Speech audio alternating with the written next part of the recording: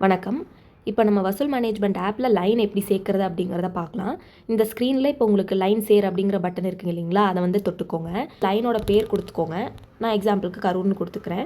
இப்போ நீங்கள் க்ரியேட் பண்ண லைன் வந்து தினசரி லைனா, வார லைனா, மாத லைனாங்கிற செட் பண்ணிக்கோங்க. நான் தினசரிக்கு வச்சுக்கிறேன்.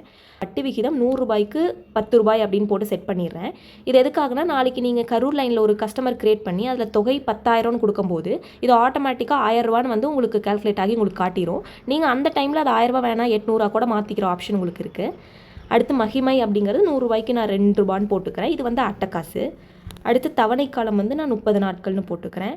நிப்பு நாட்கள் வந்து எனக்கு தவணை காலத்திலேருந்து எத்தனை நாட்கள் வரைக்கும் நிப்பு இருக்கலாம் அப்படிங்கிற செட் பண்ணிக்கோங்க. நான் 5 நாட்கள்னு காட்டிக்கிறேன். இது எதுக்காகனா, இப்போ 35 நாட்கள் முடிஞ்சதுக்கப்புறம் உங்களுக்கு கஸ்டமரோட கலர் உங்களுக்கு ரெட் கலராக உங்களுக்கு காட்டிடும். ஸோ அதுலேருந்து நீங்கள் ஈஸியாக கண்டுபிடிச்சிக்கலாம். அடுத்து உங்களுக்கு 2 ஆப்ஷன் இருக்கும். கடனை கைமுறையாக மூடவா. இது நீங்கள் ஆன் பண்ணி வச்சுக்கிட்டிங்கன்னா, இப்போ கஸ்டமர் வந்து தொகையை எல்லாமே கட்டி முடிச்சிட்டாங்கன்னா கூட உங்களுக்கு லிஸ்ட்டில் காட்டிகிட்டு இருக்கும். நீங்கள் மேனுவலாக உள்ளே செக் பண்ணி நீங்களாக க்ளோஸ் பண்ணிக்கலாம். அடுத்து வாடிக்கையாளர் எண்ணெய் இயக்கவும் அப்படிங்கிற ஆப்ஷனை நீங்கள் ஆன் பண்ணி வச்சுக்கிட்டிங்கன்னா, நீங்கள் ஒரு கஸ்டமர் க்ரியேட் பண்ணுறப்பையும் ஒரு நம்பர் அது கூட க்ரியேட் ஆகும். நாளைக்கு நீங்கள் சர்ச் பண்ணுறதுக்கோ மற்றவங்களுக்கு சொல்கிறதுக்கோ அது வந்து ஈஸியாக இருக்கும். ஸோ இது ரெண்டும் நீங்கள் வேணும்னா ஆன் பண்ணி வச்சுக்கலாம். இதெல்லாம் நீங்கள் கொடுத்ததுக்கப்புறம் லைன் உருவாக்குங்கிறத கொடுத்துக்கோங்க. வாடிக்கையாளர்கள், நிதி, அறிக்கை, செட்டிங்ஸ், அதாவது அமைப்புகள் எல்லாமே உங்களுக்கு இருக்கும். இப்போ மேலே லெஃப்ட் கார்னரில் பார்த்தீங்கன்னா உங்களுக்கு கரூர் அப்படிங்க நம்ம க்ரியேட் பண்ண லைன் வந்து காட்டிடுது. அதை கிளிக் பண்ணிங்கன்னா இப்போ நம்ம என்னென்ன லைன் க்ரியேட் பண்ணமோ அது எல்லாமே உங்களுக்கு காட்டும். இப்போ நம்ம கரூர் மட்டும் பண்ணனால அது இருக்குது. இப்போ சப்போஸ் நீங்கள் இதுக்குள்ளே இருக்க டீட்டெயில் ஏதாச்சும் மாற்றணும் அப்படின்னா நீங்கள் லைன்களை நிர்வகிக்கவும் அப்படிங்கிறத கிளிக் பண்ணியும் பார்க்கலாம்.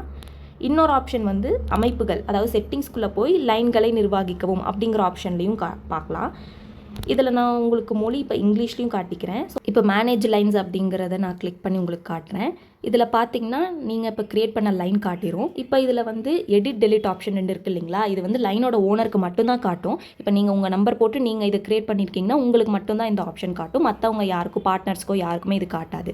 இப்போ நான் இதில் எடிட் பண்ணணும்னா இதை கிளிக் பண்ணோம்னா நம்ம போட்ட எல்லாமே இங்கே இருக்கும். நீங்கள் இதில் மாற்றுறதுன்னா மாற்றிக்கலாம்.